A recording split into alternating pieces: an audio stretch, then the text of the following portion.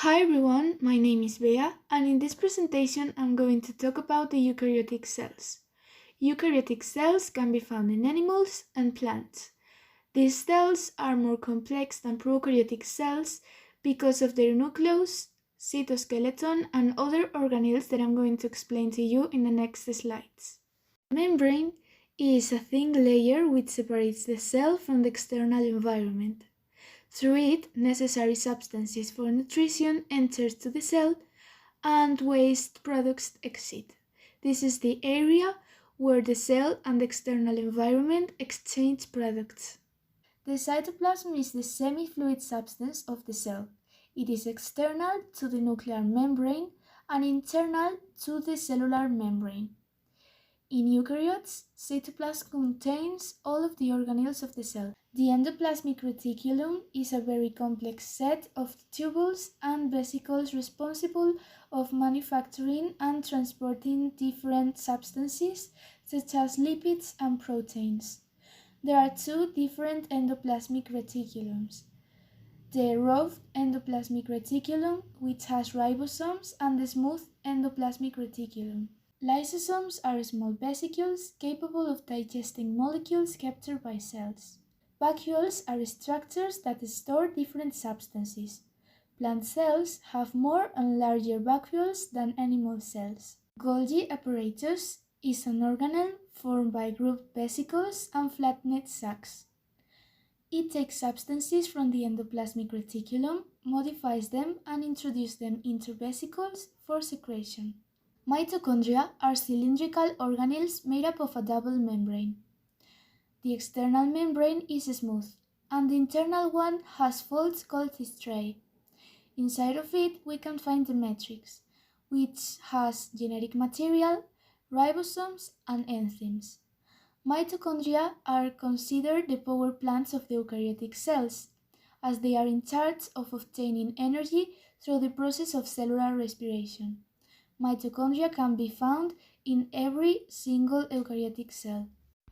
Chloroplasts are egg-shaped organelles made up of a double membrane and have series of disc-shaped sacs called thylakoids, which gives the chloroplast its distinctive color green.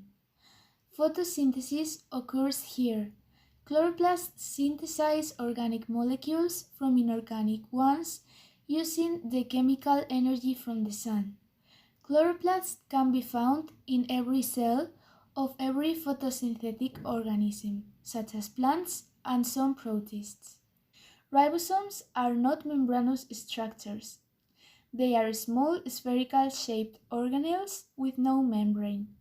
They can be found scattered throughout the cytoplasm or attached to the rough endoplasmatic reticulum. They are responsible for protein synthesis. The cytoskeleton is a microscopic network of protein filaments and microtubules. It maintains the cell shape and the internal organization. It can also help the cell to move. Cilia and flagella are two mobile organelles. They are formed by protein fibers from the cytoskeleton. Using these two organelles, the cell is able to move. The movement in animal eukaryotic cells is coordinated by structures known as centrioles. Centrioles are formed by protein tubules arranged like cilia and flagella. Centrioles are also involved in cellular division. The nucleus has a porous double membrane which surrounds the nucleoplasm, which is similar to the cytoplasm. The nucleoplasm is formed of chromatin, which is formed by the double helix of DNA and histones protein. Has also a nucleolus, which is a spherical organelle which is involved in the synthesis of ribosomes. When the cell division begins, the nucleus changes completely. Chromatin condenses into chromosomes. Chromosomes are egg-shaped structures.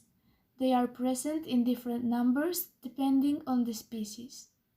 Each chromosome is made up of two chromatin filaments called chromatids, which are joined by a centromere. Both chromatids are identical, so the genetic information is duplicated.